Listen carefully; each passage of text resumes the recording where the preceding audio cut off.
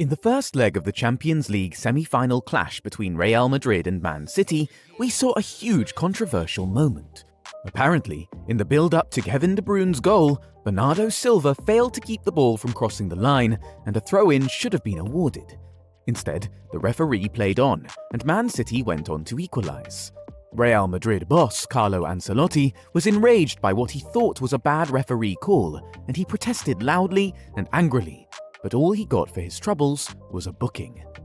Now, that might be a bad call, but we promise you it is nowhere close to being the worst referee call that has led to a goal in recent history. While Ancelotti might be correct that the ball had indeed crossed the line, City did not score from that phase of play. The attack which led to the goal was adjudged to have started when Camavinga misplaced a pass and Rodri took advantage. But if you want to know what a bad refereeing decision looks like, come with us as we look at 5 of the worst referee calls in recent football history. Number 5. Llorente handball goal versus Man City. In 2019, Spurs and City clashed in the quarter-final of the Champions League, and the second leg still remains one of the most dramatic clashes in European football since the introduction of VAR. Back then, the away goal still stood, so following their 1-0 win at home in the first leg, Spurs knew that they could lose the return leg and still go through. All they needed to do was score. City also knew they had to score to have any chance of going through. So, with both teams having that mentality, the game was up to a very frenzied start. By the 21st minute, City were already 3-2 up, and that was the scoreline they took into the break. Although they were leading, the Mancunians knew they had to score again to go through, and they did just that, 14 minutes into the second half. It was from this point that things began to get controversial. Being behind by 2 goals on the night meant that Spurs needed just 1 goal to go through, and that goal came in the 73rd minute. The only problem is that the goal should definitely not have stood because it came off the arm of Llorente. To make matters worse, the newly introduced VAR took minutes to check out the goal and still did not disallow it. That singular decision would end up being very costly, as Man City ended up being knocked out due to the away goal rule. No thanks to their late goal being chopped off by VAR. It must have really hurt. Number 4. Ivan Toney versus Arsenal. At the end of the season, Arsenal will look back at different points and see where they could have closed the league, but didn't. One of those moments would be the poor referee call in the London derby against Brentford in February. In the 66th minute of that keenly contested game, Arsenal took the lead and thought they would be able to see it out to secure 3 very important points. But then, in the 74th minute, Toney equalised. At first, everything looked okay, until we looked at the replay and saw that there was an offside in the build-up to the goal.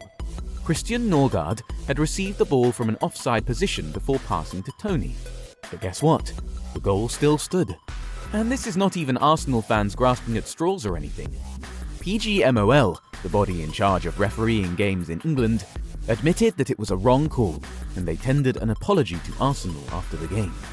We're sorry, apologies just won't cut it. We need you guys to do better.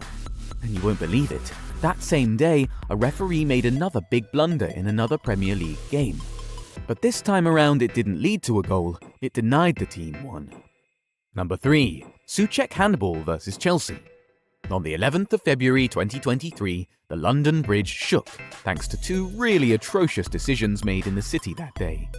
Chelsea were in a poor run of form, but the London derby against West Ham was looking like it could be a huge turning point for them.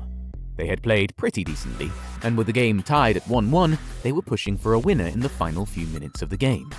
Conor Gallagher hit a shot which was clearly on target, but then Souček, who was in the box, went to ground with his arm out and pretty much saved the ball.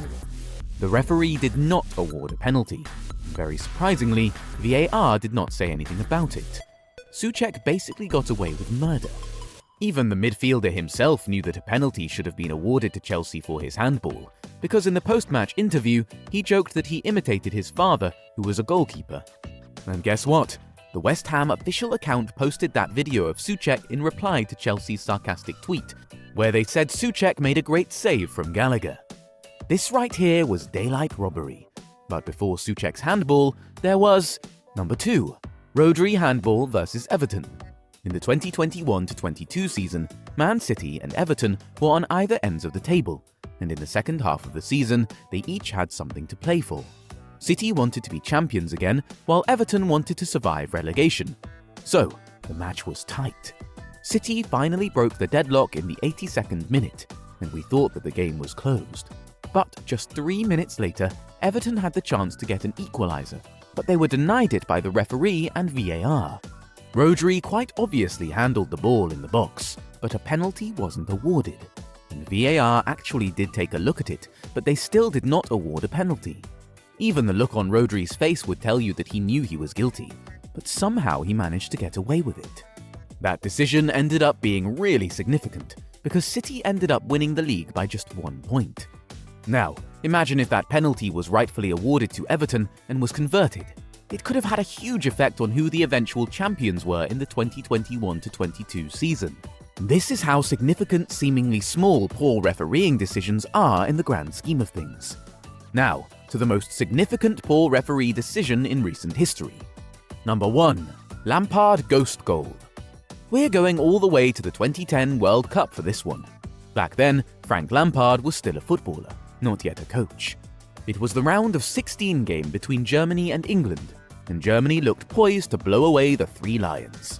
Goals in the 20th and 32nd minutes gave Germany the lead, but England were able to draw one back in the 37th minute.